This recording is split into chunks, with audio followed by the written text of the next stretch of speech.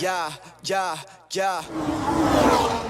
I'm in a race with time. I put my life on the record, always giving it effort at night. I'm always restless, this music's a life sentence. Perfecting my craft in seconds, the essences of the earth. Used to make the world turn, people earn was not deserved. While the weak get knocked down, got people losing their health. This evil's making me mad, I hope I make my father proud. Devote my life to writing raps, I hope I'm on the right path. Spending years of my life that I could never take back. So nod your head to the beat, if you ever had a dream. And everybody else around you just never seemed to believe. That sound exactly like me, I was right in your position. So listen close what I'm saying, don't ever give up your visions on the real. Never saw people doubted I would make it this far, but I'm proving them wrong.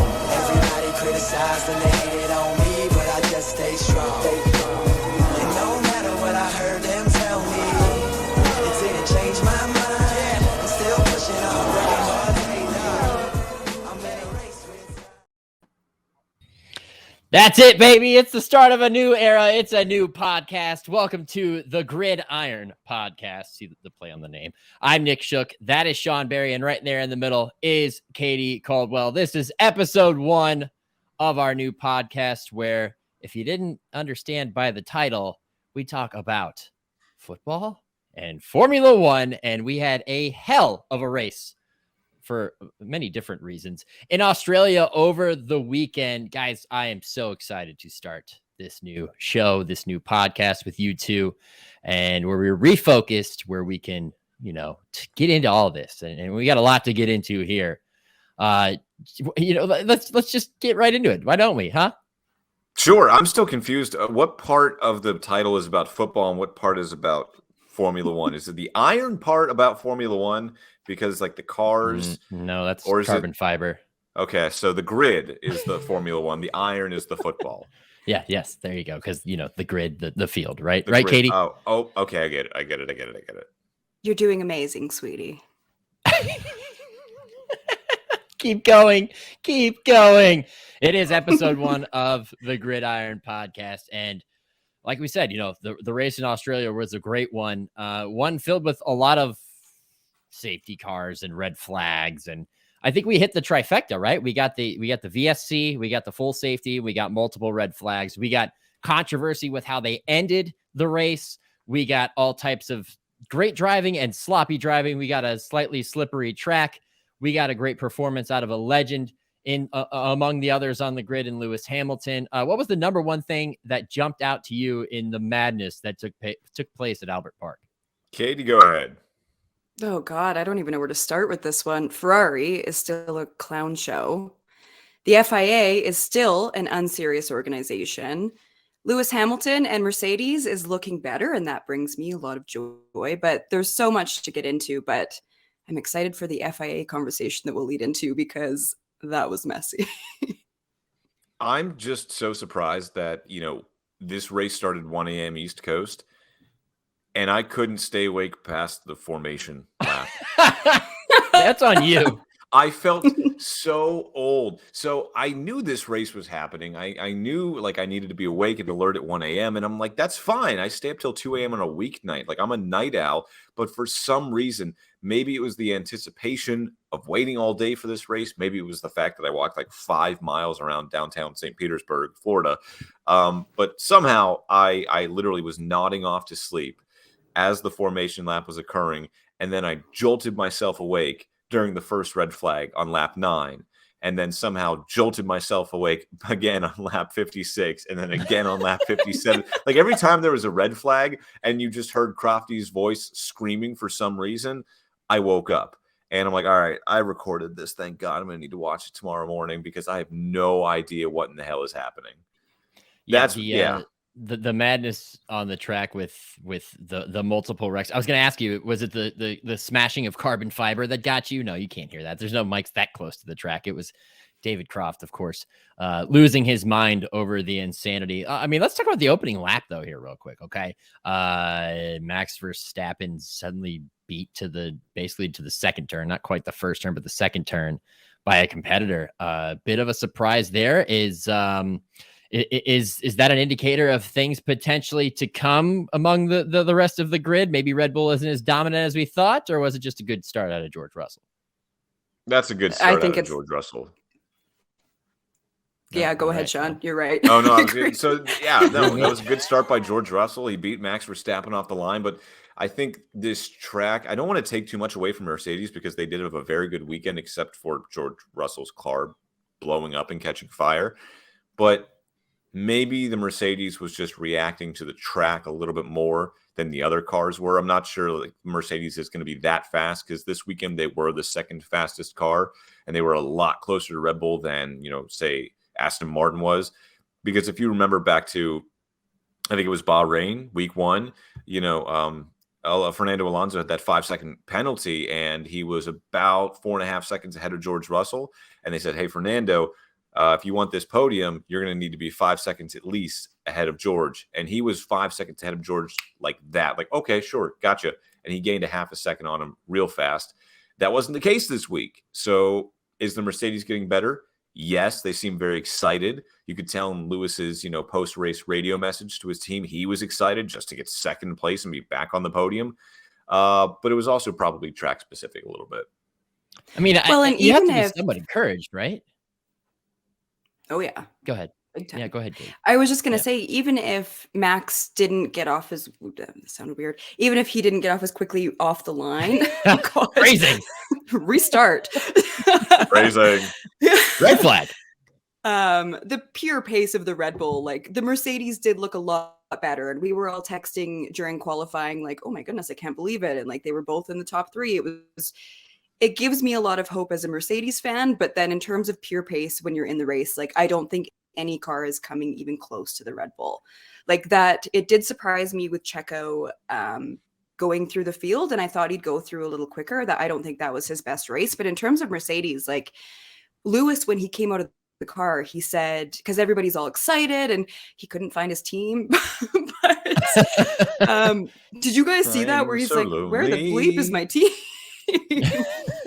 But It's he been even there in said a in his while. interview, like, I still feel really, really disconnected from the car. So it was pretty cool. And whether he does or not, it seemed like he was doing just fine in it. But other than George's catching on fire, which that did look like effortlessly cool when it was on fire. I know it's really dangerous, but it looked so cool and fast when it was on fire.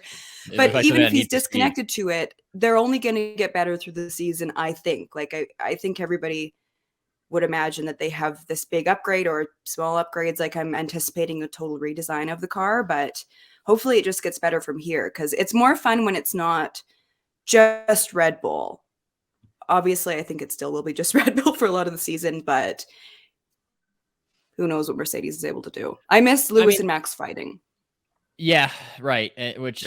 Yeah, we all missed that. But this is 2 straight weeks now in which one of the Red Bulls has had an issue in qualifying and has kind of opened the door for the rest of the field to get involved. Not necessarily that they're going to hawk the leader. That Red Bull car is so much better.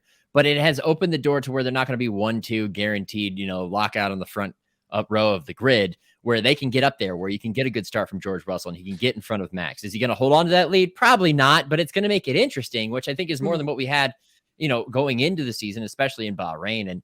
And if anything, that offers more intrigue to me. And maybe, if Lewis says he's this disconnected from the car, kind of like what you just said, Katie, I think that over time, if he ever gets connected to the car, I mean, it can't be as bad as the boat they drove last year, that maybe it does get more interesting. And you can't discount the fact that Aston Martin is still right on their tails. I mean, it's not as good of a car, but they're still making it interesting as well. They're still right on their tails. They have Fernando Alonso, who, by the way, was pretty surprising that he wasn't able to catch Lewis. That was really exciting for me from a Mercedes perspective, that Lewis, because I'm just watching the intervals and I'm like, all right, 1.5, all right, 1.3. He's going to catch him eventually. And he just never did. And he said afterward, I tried to force him to make a mistake and he never did because that's the type of driver he is. So that's encouraging. Like we said, Red Bull's probably going to win the championship. Max is probably going to win another championship, but at least there's some sort of threat instead of a dominant snooze fest all season, which is what we used to get with Lewis and Valtteri when they were with Mercedes. So it is kind of exciting. I don't think we're going to get any kind of excitement though. Like I'm completely disagreeing with you here because if you look at the first 3 races so far, the only reason we haven't had a Red Bull 1-2 lockout on the front row all 3 races is because race 2 in Saudi Arabia, Max had mechanical failure during qualifying. This week, Checo just had a terrible week of qualifying. There was rain, and he had to start far back too. So, like, yeah, sure, we're not going to get a 1-2 lockout if they're going to keep making mistakes like that. And, you know, we're going to have Max on pole or Checo on pole and then someone else back in like 12th or 13th. They're still going to carve their way through the field. A 1-2 then is unrealistic over a 50, 60, 70 lap race. No matter if you're driving a Red Bull or not, you still have to carve your way through the field.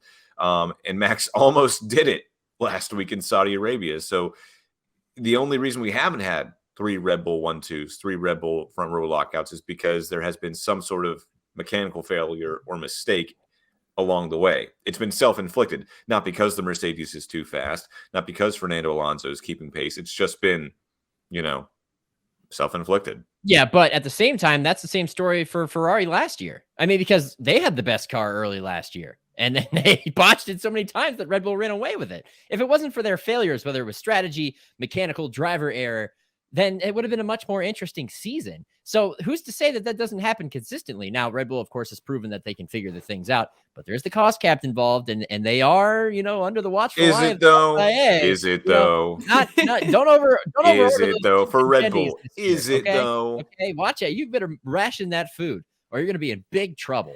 The cost cap is more of just a gentle recommendation, I've heard. Yes, it's a cost suggestion. A cost suggestion, the one might salary cap in the NBA. Yeah, exactly. Yeah, I'm sure, you know, they'll bend the rules, whatever they got to do to win, because it is a ruthless sport, but we'll see. As a reminder to those who are watching on Twitch, first off, thank you for joining us for the first episode of the Gridiron Podcast. New show, baby. You are also invited to chime in via the comments, via the chat. We will put your comments up on the screen as we go throughout the show. If you want to chime in on any part of the discussion, if you don't have any clue about Formula One, first off, go watch it on the Drive to Survive series on Netflix. That'll get you up to speed. Or ask us any questions. We'd be happy to answer them. Questions. Yes, we will be happy to explain anything to you, as we are still newly minted F1 fans the last 3 or 4 years. Katie, how's your second season of diehard Formula One fandom going? It's been so fun. I love the sport. I love having things when, like, hockey's on right now, basketball's on, but then I love having it all through the summer, like knowing that we're going until, is it November? Yeah, it just feels good. It just feels good to know that we're just starting. And then when football and Formula One is on at the same time, what a gift. I love summer sports because I like baseball, but I don't love baseball. So I like having F1 during the summer. I'm pumped. Yeah. I like having F1 as a morning routine. You know, you wake up Sunday, 9 a.m., lights go out, you're having your coffee, maybe you have a little Irish coffee. Who's to say? Who's to judge? It's, I don't know, it's a great way to start your week. Or if you're Sean last weekend, it's 1 a.m. and he sleeps. Did you sleep through qualifying too? No. See, that's the thing. I was up until like 3:30 watching qualifying. I spent all day down in St. Pete with friends. We went to the Salvador Dali Museum. We walked around, got drinks, got dinner, and we probably walked a total of like 3 or 4 miles. Like we walked a lot, and it was just kind of an all day thing in the heat. So, I wore myself out. I should have had a Red Bull. Oh. Florida man walks too much. A monster. Thank you. Did you know they make a Lewis Hamilton not flavored, a Lewis Hamilton monster?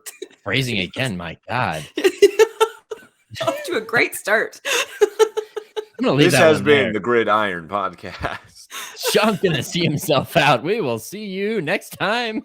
Oh man. Oh yeah. Go to Dollar General. It's like it says like Monster number 44, and then it has like a message from Lewis on the back. It's 0 calories. Actually, it's pretty good. It's not bad. Is the flavor called Still We Rise? I don't know. I don't know. Still We Fizz. It just says like Lewis Hamilton on like the top of the can. It has like 44 on it. Has his like little winged logo, which I don't understand, but it's good. There's way more potential than that in that branding, but that's up to Monster. All right, we have to have this tough discussion here, folks, to talk about the team that couldn't get out of its own way last year and doesn't seem like it's much of a threat this year. We are talking about the prancing horses, or the prancing clowns as we came to know them last year. Ferrari, who had a good car last year, still has a pretty decent car, and yet for some reason just can't put it together. Sean, would you like to lead this discussion? Charles Leclerc made it 3 corners before crashing out of Australia. That's pretty much all you need to know. And then his car blew up week 1, right? Finishes in like 7th, 8th, week 2, and then week 3 crashes out at the 3rd corner on the first lap. I feel bad for any Ferrari fans that paid all that money to come see Charles Leclerc crash out lap 1. That's kind of what they've been. At least last year, the mistakes they were making weren't exactly driver error. It was more team strategy, which led to Ferrari getting all these shakeups. They pretty much fired their entire, strategy team. They fired their team principal, bringing in Fred Vasseur from Alfa Romeo, Sauber, and all right, this is going to be the turnaround. We're going to set this ship right, and they are so much worse off than they were last year this time around. Why? Every single one of their Why? No, go ahead. No, why? Yeah. I was just going to say every single one of their issues has all been separate. Like last year, like we've talked about, it was theirs to lose. So much of it was tire strategy, question, and then asking your drivers when you should be instructing them. This year, every single issue already has been different from the other. Ferrari's closer to Williams than Mercedes. Oh, Charles is tied with Nico Hülkenberg, and he's behind Lando. Yes, and we know how bad the McLaren is. McLaren is a donkey of a car. Totally, and they're so self-aware of that. They're so open about that. It's just, and they're in 5th place right now. Charles has 6 points. He had after 71 3 this races. time last year. 71 exactly. Well, and then Carlos, man, I'm not a Ferrari fan. I like Carlos, I like Charles, but listening to Carlos on the radio wrecked me. That was just so tough. He got so screwed with that 5-second penalty. He made a mistake. I think he should have lost a place or two. But hearing that emotion from him, and he's pleading to go to the FIA to plead his case, it was heartbreaking. And that should tell you everything you need to know about the state of Ferrari currently. That their driver is begging, pleading just to keep his 3rd or 4th place on the grid. It sounded like he was crying. I'm not going to make fun of him if he was crying, because it's a very sports are emotional. There is a huge level of emotion in any sport you do, especially something like Formula One. But to hear him begging, pleading with his team, saying it's not fair, it was a lap 1 incident. Even Fernando Alonso, who got dumped by Carlos, in that lap 57 incident, said afterwards that penalty was too harsh. I understand why they levied it, but at the same time, the fact that Carlos was begging and pleading just for, a 4th place finish tells you everything you need to know about where Ferrari is right now. A team that used to winning races every week, now begging for that 3rd or 4th place finish. Do we view them any differently if he doesn't get that penalty on that restart and he's contending for the podium? Is this I thought Carlos had a great race. Yeah, otherwise he had a great race. But that's what we're talking about. It seems like something. They always snatch defeat from the jaws of victory. That's true. That's the Ferrari way at this point. It's a bummer because they're a legacy team and they just don't live up to it at all. And it takes away from some of the intrigue of the sport as a whole, because you want, the NBA is better when the Lakers are good, and football is better when the NFL is better when the Cowboys are good, and the Yankees and baseball, that's up to your personal opinion. And there's probably a lot of Ferrari haters, but they got one of the most passionate fan bases out there. And then they don't give them a reason to show up. They don't give them a reason to fly their flags unless they're in Italy. It's frustrating because that they showed that they could put together a good enough car last year, and they've gotten in their way so many times. They fire their team principal and it all ends up being the same outcome. I want to rip my non-existent hair out of my head. Well, there's a little bit up here right now. I could probably pluck some. And neither of us are actually Ferrari fans, but you kind of feel bad for him at this point. How much can one fan base, how much can one team take of just random mistakes, and just it's Murphy's Law, right? Anything that can happen will. Ferrari's Law. Chime in from Big B here, who is constantly commenting on our show, as always. He's not familiar with Formula One. He said in the past, when we talk about Formula One, that it's like we're talking Spanish. So he says this time, the only sports I like to watch are NFL and golf. Well, you're 50% of the way there with this podcast, my friend. We're not going to get into golf. You can go to a number of different places for that. It is Masters Week, though. Yeah, it is Masters Week. Yeah, that's true. And if you stick around, you might learn a thing or two about Formula One. So thanks for joining us, and don't go anywhere. Osmosis. Eventually you'll pick up some knowledge, and maybe you'll just become a fan of the sport. We have to shift gears here and start to point the blame away from Ferrari and toward the governing body of the sport. That is the FIA, because what the hell was that finish? What was that finish? I have no answer for this. What do you guys think? Katie, go ahead. Sean, go. Turn it over to you. Oh, here we So go. many thoughts. Oh, the FIA, they shouldn't be such a consistent storyline. It's like any sports that we watch, football, basketball, you don't want to know the refs' names. You don't even want to think about the refereeing because you want it to just be part Are we of the talking game. about Formula One or the NCAA championship? No kidding. The FIA, though, they're giving main character energy. Like, they shouldn't be such a consistent storyline. And obviously, the big talking point are the penalties and then the red flags. The purpose of a red flag is for safety. And this is such a dangerous sport. Of course, safety should be paramount. If you're throwing the red flag for the safety of the drivers, look at that restart. And you tell me that that was a safe situation. Like, we've got 2 laps left with all to play for. The sun's right in their eyes. Of course, it's going to be pure chaos. That was a red flag that was thrown for pure entertainment. That last one with K-Mag with his wheel flying off, that wasn't a situation that needed a red flag. All of the commentators were like, what, are you serious? But it feels like it's the new reality. Like, I went back and looked today. In the entire 2018 and 2019 season, there wasn't a single red flag. Since then, there have been 16. Oh, research. Katie Caldwell. Dropping knowledge bombs on the Gridiron podcast. Research. I just My think God. we need to call it what it is. It's entertainment over safety. And as a fan, I love a good standing start. But look at all the damage it costs. Look at a team like Alpine where yes, Pierre made a huge mistake, but they just got totally screwed. And it ended up the lap just didn't even count or matter because they didn't make it one full sector. It just feels like their rulings and emotions are based on what the consequences of what the actions were. So like Carlos gets 5 seconds, and because he hit someone on the podium, whereas Logan Sargent, that was absolutely a penalty. When he runs right into the back of Nick DeVries, no penalty. Pierre Gasly, who, if he gets any more penalty points, he's going to get a race ban. They're not going to actually award someone a race ban unless it's so, unless it's very like Draymond Green is them.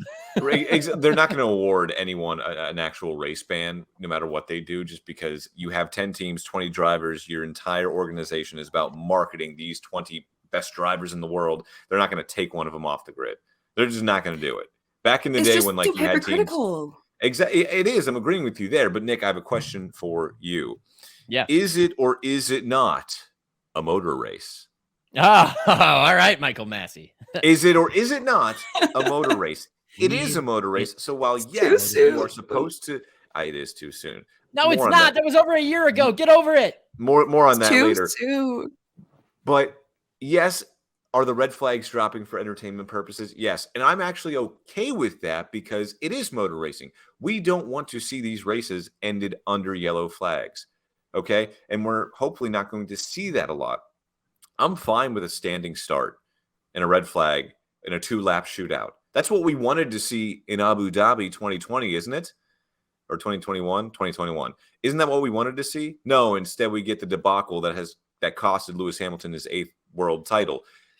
Everyone would have been happy with a 1 or 2 lap shootout on new tires. That's what we got in Australia. I was all geared up That's what we got in Australia. And wasn't that entertaining at least? For a corner and a half, 2 corners. I mean, once the Alpines took each other out, I was like, it's not just Fernando getting turned around. Oh my God. What I was kind of confused about though, was so the lap didn't happen, right? Like that lap technically didn't happen. Mm-hmm. And Fernando Alonso By the way, how smart was he? The fact that he had just gotten turned around and his brain was already like, hey, I'm referencing this obscure race like last year. From 2009. Like they did this at Silverstone. Check the rule. I can be back in third place. And they're like, yep, you can go back to third place.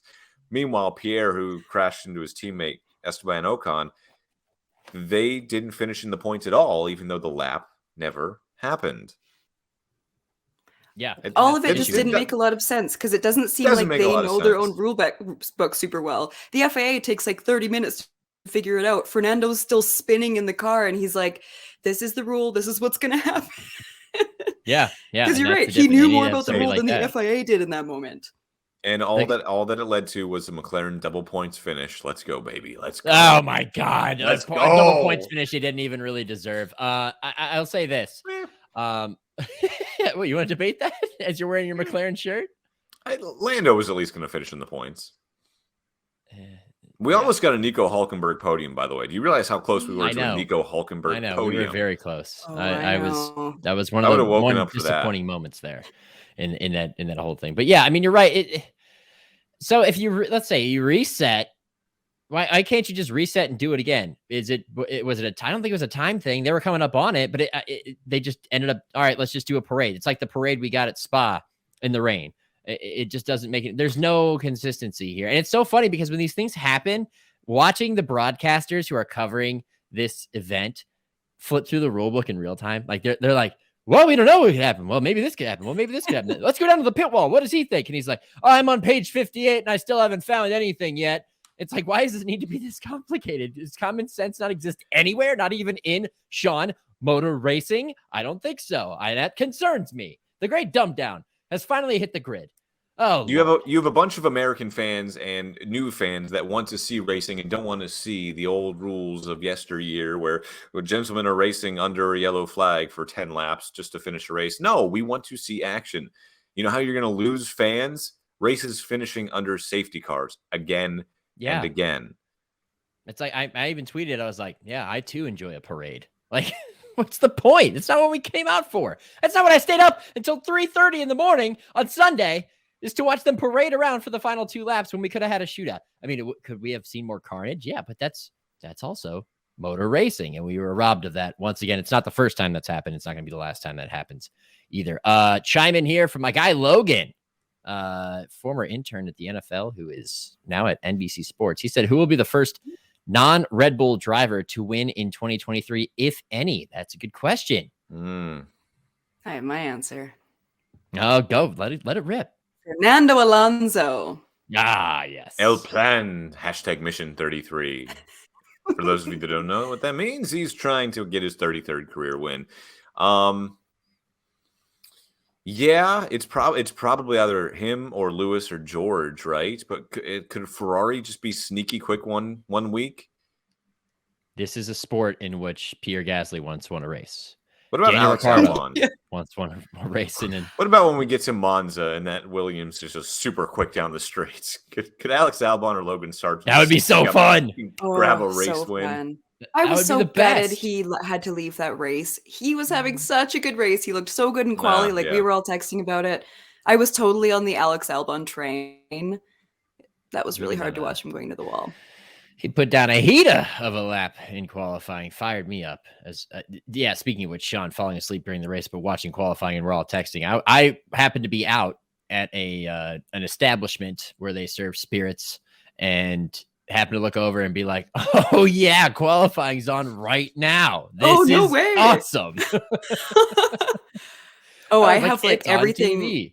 I have it all on my phone and my calendar. Like half an hour out, it's like free practice 1. I'm like, okay, see you there. Like I would never miss any F1 program. It's good for the program. Is that a Canadian thing, or is that just the way you said it? No, just the way I said it. We say program normally. Don't worry. Program. Well, flag. Sorry. Organization. In case you didn't know, Katie's from Canada. She's in Canada now.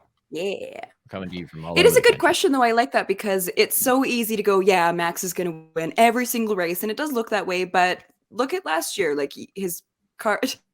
Yeah, he only won 17 races. Yeah, look at that. No, I know. But what I'm saying is there were a few that he didn't. But we got really great quotes like the engine is shitting itself. There are times. There are times where like that car breaks down. We saw it in qualifying the other week. Like it's possible. It's not probable. Doesn't feel probable, but yeah, I like all of our answers. Yeah, and then Sean's like, no, it's not going to be exciting. There's no reason to tune in. I don't even know why you're listening to this podcast right now, and just Debbie Downer over here because his team sucks. Yeah. Anything? Yeah, pretty much. Yeah. No. Okay. I reserve the right to be a Debbie Downer because my team sucks. So yeah, I'm sorry. By the way, in between these 3 red flags, how was the racing? I mean, there good. you go. Thank you. It was pretty good. Episode 1 of the Gridiron podcast. This is F1 explained. Pretty. There's carnage at the bookends, but in the middle we get a plain Wonder Bread white sandwich with bologna and mayo in the middle. No. There were a few good overtakes. There were some moments. Yeah, come on. I watching Lewis and Fernando again. I just like watching those two. And I love Lewis going, I'm not losing to him.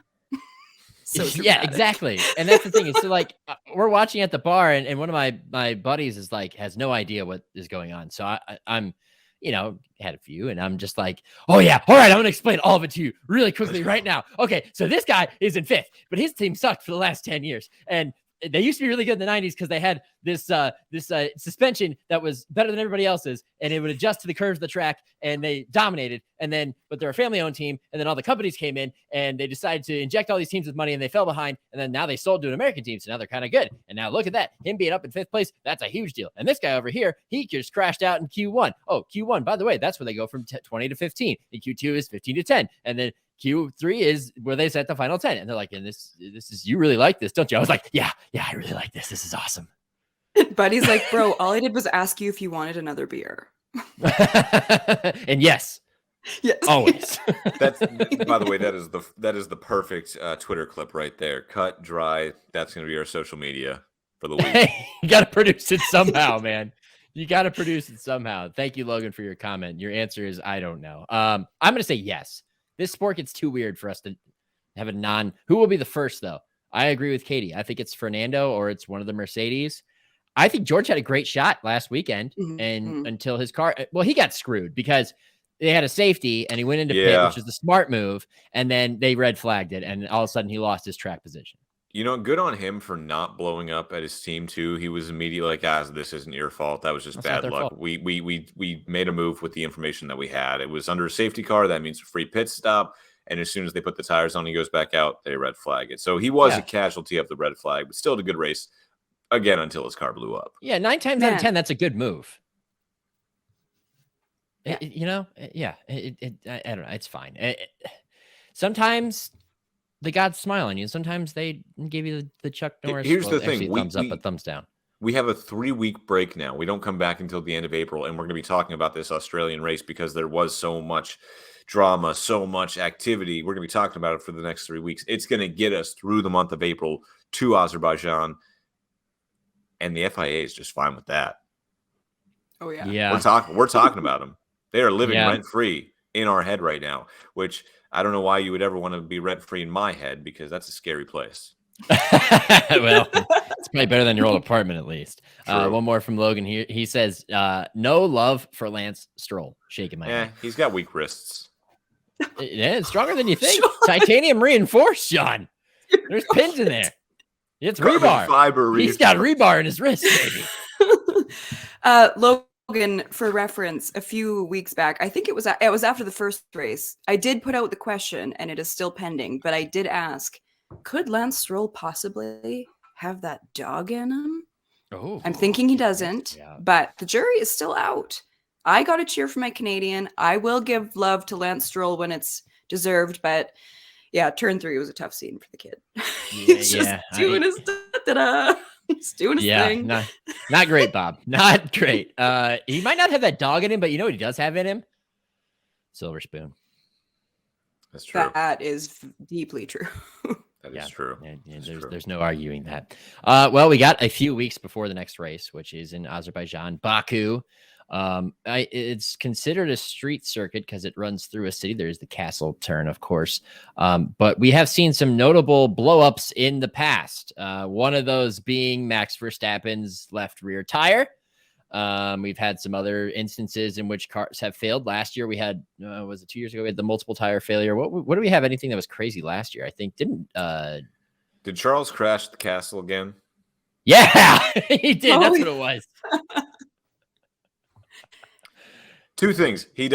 Charles does not finish his home race in Monaco, and he does not finish in Azerbaijan. He always crashes at the castle. No. Did you? No. No. By the way, did y'all see the video of him chasing down people that stole his watch? No. Yes. You didn't see that, Nick? No. Katie and I were texting about this. We put it in the group text. It's during the week. You think I see all the texts? Come on. I think this was last year. Someone stole his watch. I love you. And the police finally released the pictures and video. He is chasing down these armed robbers in his custom purple Ferrari, using his turn signal. Oh, hell yeah. And not Safety going first, above baby. the speed limit. Let's was go. being a perfect gentleman while trying to go get his watch back. The only way that gets safer is if he puts his hazards on. Like when you're taking People a pregnant say he lady to buckles the under hospital. pressure. He knows how to break under pressure. That's for sure. I think the story was there were two guys that went over and asked for a selfie with him. And then he got robbed and then he ran after them. But yeah, Sean, that's what I was most impressed with. His safe driving in those circumstances. The turn signal killed me. Sometimes it pays to be a Ferrari driver and have a super powered car to chase down some people. Let's just say that, that whole partnership, Lando might have done it in a McLaren. I don't know if Lando's chasing anybody. He might just be like, Lando did get mugged too. He got mugged at the Euro 2020 finals. England, Italy. What? Yeah. Did he chase after the guy? No, he did not. He was actually quite shaken after the experience. They Quite I think they held him at knife point or something, and they took his watch and all that stuff. As he was getting into his McLaren, they robbed him after the game. Well, Katie said Lance Stroll may not have that dog in him. I think we have a new answer. Jury's still out. Yeah, okay. Well, we have definitive proof. I would like to present to the court right now evidence 367. Wait, no, evidence 16. Charles Leclerc has the dog in him. Evidence 4, number 4, earlier in the docket. Lando Norris may not have the dog in him. No evidence of dog in him at this point. Jury's still. Did you see the X-ray to confirm? Well, that's falls under HIPAA, so I'm just gonna choose to decline. I plead the fifth. He's Canadian. It's different laws. I don't know. We already tested my geography in the past. I don't know anything about Canada. I don't even know where. It took me a while to figure out where Katie was. Time zones. What are those? We're dealing with a lot of hurdles here, folks. It's all football here, and nonsensical music lyrics. That's it. All right. Let's shift off of Formula One. Thank you again, Logan, for your comments, your participation, your interaction. The engagement is important to the show when we do it live. We'll do it live. We are going to switch over to football, which there's not a lot of stuff to talk about right now. It's pre-draft. It's kind of the lull. We're past the waves of free agency. I've done my roster reset. Well, half of it. The other half comes next week. So, we're at that point now where it's like, this is what they did. This is what they still need to address. This is the burning question. Go do it. Go answer it. Go let it all play out. And in between the combine and free agency and the draft is pro day season. And that's pretty much over at this point. We've seen the quarterbacks. We've seen the majority of the notable guys. It's all about getting fitted for your suits and deciding whether you're going to crop your dress shirt and what kind of shoes you're going to. Are you going to go shorts or pants? Who's going to walk? Is your mom coming to the red carpet? That's what we're at this point now. Go get tailored, get set. The draft is about to be here. The show is about to begin. So as this pro day season winds down, a quick recap.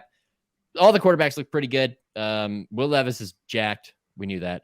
CJ Stroud looked good. Bryce Young looked good. They're going to look good in those situations. And Johnny Manziel put pads and a helmet on and looked good one time. It's manufactured for that to happen. So now I guess we advance to the next point, which is, Sean, this is the question you presented, because the feeling on this guy is all over the place. Florida quarterback Anthony Richardson put on a show at the NFL scouting combine. He tested off the charts. He's a big dude. He looks like a professional football player. You saw him in a supermarket. You see him at Ralph's in LA or Publix, kind of down near where Sean lives. I don't know what other Piggly Wiggly. You see him at a Piggly Wiggly, right there. That is Anthony Richardson, and that guy is an NFL football player. Do we believe the hype? Because he looks like Cam Newton. He's got a better arm than Cam Newton, but the consistency there, the results, small sample size, some questions to be answered that I don't think we're going to get answers to until he takes the NFL field. Do you believe the hype, guys? I mean, I've lived in Florida now for the past 5 years, so every Saturday I've seen the Gators football in some sort of fashion, whether it was Felipe Franks at quarterback or Emory Jones or Kyle Trask or now Anthony Richardson. And you look at what Richardson has done in college, and it's not impressive. I mean, yeah, he would have these freak plays, and he is an insane athlete. And yes, when you put him in a T-shirt and shorts with no one guarding him, he looks amazing. Oh, he can throw the ball 65 yards through the air. Oh, he just threw a ball and hit the top of the dome on the practice facility. What an amazing arm he has. When I was watching some pre-draft coverage this week, this is what stuck with me. One of these insiders said, his stock is rising. His pro day was amazing. It only, confirmed the hype surrounding Anthony Richardson. And then glossed over a very important detail. While he was just praising Richardson, he said, does he have trouble reading coverages? Yes. In fact, he probably can't do it at all. So you're going to have to teach him how to do that.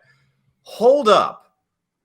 Pump the brakes. Rewind a little bit. Reset yourself. Did you just say a guy that some are projecting to go top 5 overall doesn't know how to read a defense? And you're going to need to teach him how to do that?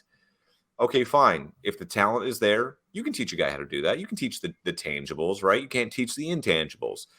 The problem, though, becomes what NFL franchise is equipped to do that? What NFL franchise is going to pick a guy top 5, not play him for a year, maybe 2, while he learns how to play quarterback? I don't know if any franchise would do that. Sean, if I didn't know you were in the business, I'd say you have some untapped potential here, my friend, because that's quite a setup.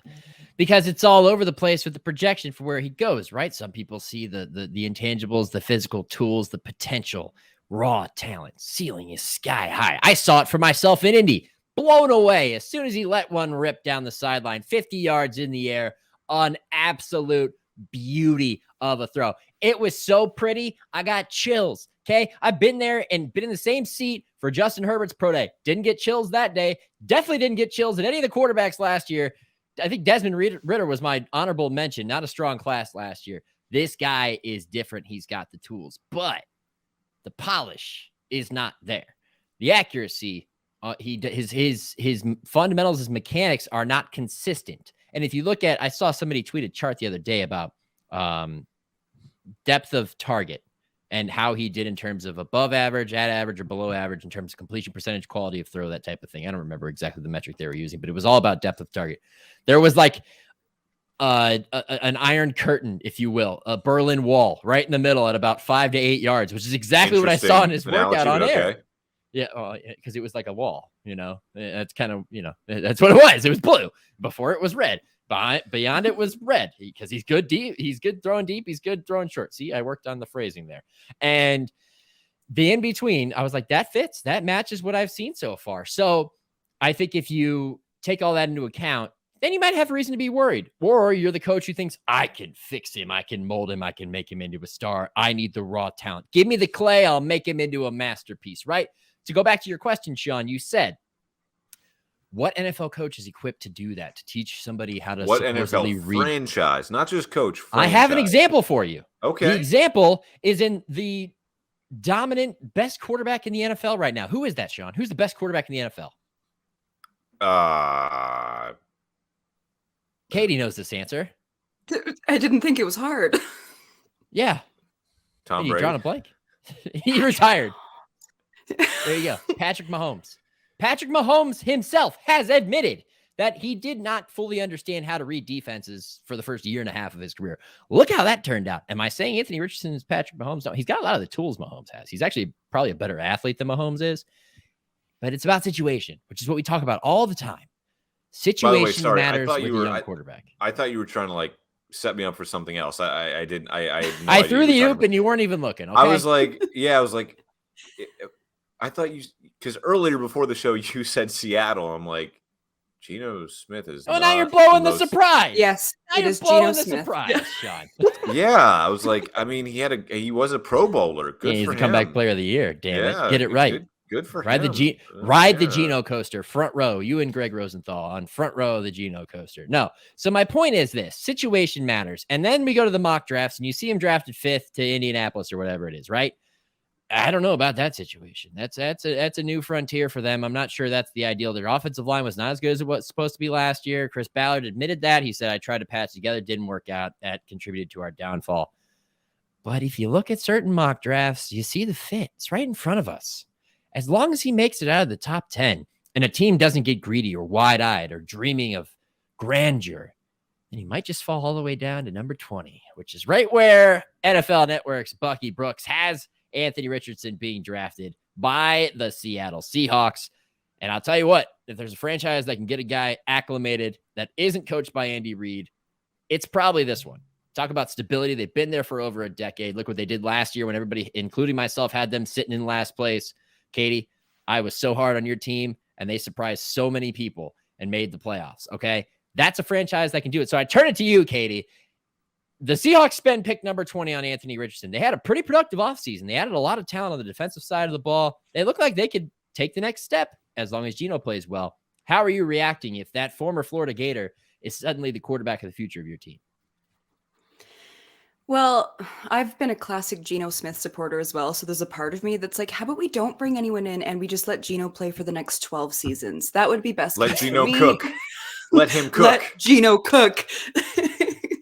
But with someone like Anthony Richardson, like, I'm not going to pretend that I've watched him as much as you guys have. I've just seen clips and highlights on TV, whatever I can find.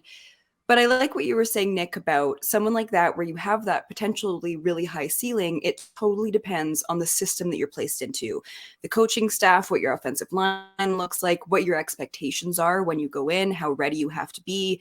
There are certain guys that go in and they're expected to just play like this right away. And it doesn't always work that way. So, Sean, like you were saying, if you have to learn how to properly read a defense, a lot of that depends on the coaching staff. And Seattle is a coaching staff that I do have a lot of trust in, especially with the whole Russell Wilson and get Pete Carroll out of there instead. I'm like, get Russ out of there. And look what happened. Like, the Seahawks just blew the expectations out of the water in such a fun way that I think he would be a really nice fit to back up Geno. He's there, he gets to learn, but yeah, like I said off the top, like, selfishly, I'm just such a fan of Geno Smith that I'm like, I don't really want him to have the chance to get dethroned because I just love what he's been up to. I mean, it agree was with fun. what you said, though, Nick. Like, yeah, if he goes to one of those teams, like top 10, those organizations aren't equipped for that, man. I especially, I mean, oh my God, if you're the Colts, because they're going to bring in someone for him to learn under. Who's that going to be? Like Gardner Minshew? When you're 2-10, you're going to tell me that, like, the chance for the fans to let Anthony Richardson play, even though when he's not ready, are going to be quieted. No. No, If he's in a bad situation, you know what's going to happen. You know what's going to happen there. What'll happen is they'll struggle to like a 1-3 start to the first month, and everybody's going to be calling for. I've seen it happen in Cleveland for 2 decades. They start calling for the rookie. Get the rookie in there. He's the hope. He's going to lead us to victory. When you guys don't realize that he probably isn't ready, and that's going to stunt his growth significantly and put you back not just a month, but years. So yeah, you're right, Sean. And you know it. And by the way, it was Colts pick 4, not pick 5. But it just doesn't make sense if you're not getting Bryce Young or CJ Stroud in that top 5, top 10. I don't think it makes sense. The other guys just have too many questions, too many things where I watched him at the combine. And I'm like, no. I mean, maybe at back end of first round, but no way I'm spending a top 15 pick on this guy. Richardson. Right situation, yes, but that situation doesn't exist as the draft order currently stands. Now, I'm going to present this to you real quick just because I had this thought today. Baltimore remains an interesting situation. They do not have the draft capital to move up, but if the Lamar thing is not solved in the next few weeks and they are suddenly up against it, behind the 8 ball, up against the wall, and they feel like he might not even play, right? Like, that's a potential, right? It's not been said, but because of Le'Veon Bell, there is precedent for that.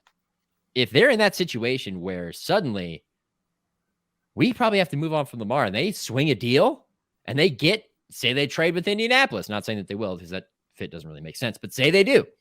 They could run an offense similar to what Baltimore did in the last few years with Jonathan Taylor, but then they suddenly get a ton of draft capital. Say they get the 4th pick. Say they make a trade with somebody else that's in there, and then they have more ammo to move up. Maybe they could be a team that does that. I think there's multiple possibilities. But then again, you're running into an instance in where he's going to be expected to play early, which is why the Seattle thing makes so much sense. And Katie, I think you could have your cake and eat it too. I really do. I think that he could go to Seattle. He could sit behind Geno for a year or two, figure it out, and then step in when he's ready. And I think they'll give him the patience and the time because honestly, as we learned last year, they shouldn't have been here anyway. So I think that might be the ideal situation. So I love that pick from Bucky. I also love Bucky taking CJ Stroud over Bryce Young. I agree with that. No bias there, just between the two players. I think the more pro-ready guy, the more, archetype guy is CJ Stroud. Going to the comments here real quick. Going to the chat. We got Badger Smith 85 with a scary profile picture down in the corner there. That is very close to your face. Judging from his college play, surely an NFL defense would eat him up. Maybe not. Not a large sample size, right? 13 games, 13 starts. Same number as Mitch Trubisky. And that couldn't have gone any better. Look what Mitch Trubisky's done. He's beaten Tom Brady a couple times at least. Has that in his belt. Yeah, when Nick asked who the best quarterback is, I was deciding between Patrick Mahomes and Mitch Trubisky. Oh yeah, of course. Totally. Yeah. That's the kid from Mentor, baby. He's a stud. Worth that number 2 pick. Go get him. Ryan Pace. Big B said, don't Deshaun Kaiser him. That's fair. I don't know if Kaiser didn't have the tools, but that's fair. They threw him in there way too early, and I think even he admitted it. And of course, bust Trubisky. Yes, he was a bust indeed. All right, that's going to do it for football talk here. Let's wrap this up under an hour, folks. We're going to bring back Hate It or Love It from the old show because that was a staple. But before we do that, let's do a quick explanation for those who are new here, those who are tuning in, who came to us via an Around the NFL retweet, Sean's Twitter in the Tampa and essentially general Florida area. Maybe you're coming to him from Quincy, Illinois, Hazard, Kentucky. Shout out Q-Town. Who knows? Gem Who City. knows? Yeah. But anybody who's new here, why don't we introduce ourselves here a little bit and explain the purpose of this podcast and why we've relaunched as this. Katie, you take the lead. Oh, where do I start? What am I saying about myself? Hi, I'm Katie. Hi, No, my name's Katie. Katie. Hi, Katie. So I'm a freelance sports broadcaster and host. So I've done all sorts of things, mostly in hockey. And then I made a very active switch to football due to the hockey culture that I no longer wanted to be a part of. Nick and I met, actually, it's kind of a long story. Do we go into it right now? I can try and make it quick. My connection to Chris? Yeah, you can make it quick. Yeah. Okay. So when I was in school, I went back to school in 2017 for sports broadcasting, and I was an active listener of the Around the NFL podcast. So in April 2017, Chris Wessling openly talked about on the podcast about getting cancer. And 2 days later, I was diagnosed with cancer. So I went through the whole process, and it was really scary and awful, and knock on wood, all is fine now. But eventually I reached out to Chris and I said, hey, my name's Katie. This is my story. I've been a listener of the pod since day one. Listening to you go through your battle was really, really helpful for me. And I felt like we went through it together. And I got this long novel back from him. And it was so nice to meet you. And we went there and we talked about all of it. Sorry, this makes my voice shake. And he was the first person in the entire world that I really talked about my cancer journey with, because I was away from all my family, all my friends in Toronto, and he became my first cancer support system. So we stayed in touch. We never got to meet in person, unfortunately, before he got sick again and passed away. But when he passed, that was my cancer support system going away. So he's always been a really, really deep part of my heart and my soul. And Nick was on the Around the NFL podcast, and then he would come in and take over for Chris, and then followed Nick on Twitter, and we became friends. And so it kind of is a cool, like, full circle moment that Nick, you and I are working together, and now you, Sean, which has been so great to meet you. But I just feel like Chris would have loved this, that we know each other, and that's really, really special. So yeah, I'm really grateful to be a part of it with you guys, and think of Chris all the time and all the Around the NFL podcast guys. But yeah, it's pretty great. Then I invited Nick when I was doing Sportsnet Radio in Vancouver. I invited him on as my very first interview, which, Nick, I don't know if you know that. Wow. You were my first requested guest.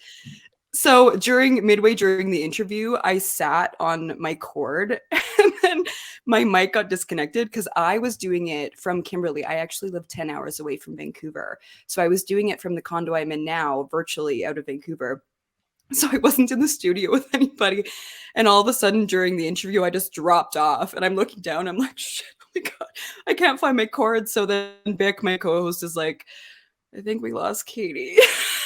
But yeah, it was cool. You were my first requested guest, but yeah, it's been an absolute ride, and I'm so happy to be here with you guys. We're very happy to have you, and I'm happy to have been introduced to you the way that we were, and I feel the same way. You know, Chris would have loved this. You know, Wes, man, he was one of a kind, and I'm not surprised at all that he wrote you a novel because that's exactly who he was. And yeah, I mean, when me and Sean started, you know, our Sean and Shook podcast, and it would just be us kind of BSing about, you know, sports in general. It's just a way for us to stay connected. But then I realized, you know, we need somebody else, and we need somebody who knows what they're talking about and has experience. And that was you. And you've been a fantastic fit so far. And we were very, very fortunate and happy to have you. And now I go over to Sean, who is going to avoid all the college stories between he and I and explain who he is. I was going to say, you know, I almost don't want to follow because that was such a heartfelt, touching story. The first time I'm hearing that as well. I mean, when Katie came in, Nick framed this as, you know, hey, I've got this guest we're going to have on this week, and she's going to jump on from time to time. I'm like, oh, okay, cool. So I was kind of like, you know, the older brother, like when the baby is first brought home, and you're like, who's that? Does it live here with us now? Is it going to be staying here a while? Okay. Okay. What's its name? And next thing I know, he slaps with Katie Caldwell on the Sean and Shook podcast logo. I'm like, oh, okay, I guess it is staying here. Sometimes you just gotta act. If it helps, I didn't sign up for that. I was like, yeah, I'll come on as a guest one time. And then too, and you were like, oh, I guess I am a part of this now. And you totally went with it. You're like, oh, okay, whatever. So kudos to you for just entering this weird thing we've got going on here. It is I, he who acts unilaterally, doesn't ask anybody. Pretty much. But oh, do I have to avoid the college stories, Nick? Yeah, you can give a quick summary. We're almost. I was about to say, Nick and I have known each other for 12 years now, 13 years now. 13 years, yeah. Man, time flies. We met freshman year at Kent State University in Kent, Ohio. Go Flashes. And one day we were paired together to go cover the World Vision Classic at Cleveland State University. Oh, yeah. And Nick drove us up to Cleveland to cover the Kent State men's basketball team in his rickety Honda Civic that shook if it got over 50 miles per hour. And I thought it was going to die. It was tires, I found out later. But yeah, because of F1, right? Yeah. We those things were grained in, let me tell you. But ever since then, I mean, like we've honestly traveled the world together. I mean, Nick and I, we've been on vacation together in Delaware. We've taken a class together in Europe. We've gotten drunk on the cobblestone streets of Tallinn, Estonia, and Munich, Germany. And it's kind of just led us to this podcast where, like Nick said, you know, we wanted to just kind of stay in touch, stay together, talk about sports, and kind of shoot the shit. And so we started the Sean and Shook podcast. It took us a while to get even to, I think, what did we end with? 74 episodes? Because we're not good enough to get to 75. Over 4 years, we would do it on and off periodically. And, you know, it took Katie coming on to say, hey, we can actually turn this into something because we kind of have a belief in ourselves that, you know, we are good enough to deliver this show to the masses. What masses, I don't know. We'll figure that out as we go along. But I'm excited for this pivot that we're doing, and I'm excited for this new journey. Well said, Sean. I have nothing further to add other than, I work for NFL.com, and you probably found me that way. And by the way, I work for Fox 13 News here in Tampa, Florida. I'm a sports reporter. That's my job. Sorry. That was Sean in the intro video. Yeah, and he's a Florida man. As Katie said, he's a Florida man. It's important. Yeah, so that's who we are, and this is what we talk about: football and Formula One. And this was our first episode. And you know what? Even though we're coming up on an hour, let's just do it. Why not? Let's just do it. You know what? Hate it or love it, the old segment from the Sean and Shook podcast with Katie Caldwell comes back. And guess what, Katie? You're leading it off. Am I hating it or loving it first? It's always hates, and then it's loves. Okay. So yeah, I'm up in Canada and it's almost springtime and I'm getting really excited about that. And then yesterday we got like 18 centimeters of snow and I'm really miserable that it happened. And winter is A still cento here. what? Oh, everyone else in the world uses the metric system, Sean. Anyways, a centimeter, which is like, I don't know that is in inches. I don't know. Everyone else uses the metric system. Give me a break, okay? There has This is been why a we have bit of Google. a international barrier with certain things between the Canadian and the Americans. Geography. Anyways, that's my Good hate this measurement. week is I want it to be summertime or springtime and we just got another dump of snow and I'm over it. That's What was that it. number, What Katie? about you, Sean? 18 18 centimeters. That's 7 inches. It's substantial. It's not a foot, but it's all right. Yeah, that's a dusting. It's a lot No, for but April. That's a pretty really decent annoying. dusting. But you're a skier, so that's cool, right? I know, Fresh I did the powder, skiing dog. That was literally me yesterday up on the chairlift, like, oh, there's so much sick pow. So I don't hate it that much. But now I'm done skiing for the season, so I hate it again. I only had the temporary window while skiing yesterday where it was okay. That's fair. My hate is also regional, Katie, is Florida drivers. They are the worst, bar none, in these United States, possibly all of North America, probably all of North America, possibly the world. The number of times that I almost get T-boned, hit while walking and while driving is just astronomical, and it's never happened to me in my 30 years of life before moving to this fine state. Yeah, I was trying to merge onto a highway yesterday and just making like a right-hand turn onto an on-ramp. And some woman in an SUV was making a left-hand turn onto the on-ramp. She had the light. I had the yield sign. So I was yielding. But for some reason, she thought it would be a good idea, instead of just making the left-hand turn, to start to make the left-hand turn, make a right-hand turn down this street I was on, and then realize, oh, she's going the wrong way, make a U-turn right into my car. And I mean, she came within about 5 feet of just nailing me. And then she laid on her horn like it was my fault. Did she flip you off? The old Florida wave? No, she didn't. And I was in a news vehicle, not a marked one. I needed to take advantage of that. So I didn't flick her off either. Smart man, wants to stay employed. Good for you. It's not a marked car, though. It's not a marked car, so I can get away with a little bit more. Well, you're ever feeling frisky, you let that lady know. No one can call in and say, the Fox 13 man cut me off. The guy in the white van that... Oh, we won't go there. We've totally Well, stay safe from the streets of Florida there, Sean. Thank you. The snowbirds, they'll be gone before you know it, and you'll get your life back. Just the end of season approaches. Okay, it is near. It is near. My hate. We're gonna be moving soon, so I hate the stress and anxiety of knowing that you're moving soon and you have to pack. But really, my hate is this, and I've come across this many times. I'm not talking about anybody specifically, but if you don't know, I live in Cleveland, and for whatever reason, the youths here, especially the downtown youths, the socialites, love to wear stuff that says LA on it. And I can guarantee you 90% of them have never been west of the Mississippi and never been in Southern California if they have been west of the Mississippi for more than a week. You're a bunch of pretenders. You don't like the Lakers. You don't know anything about the Dodgers. Find something cooler to do. It's not cool, guys. Didn't your basketball fan base up there in Cleveland famously hashtag OK Clee because they were rooting for the Thunder over the Heat?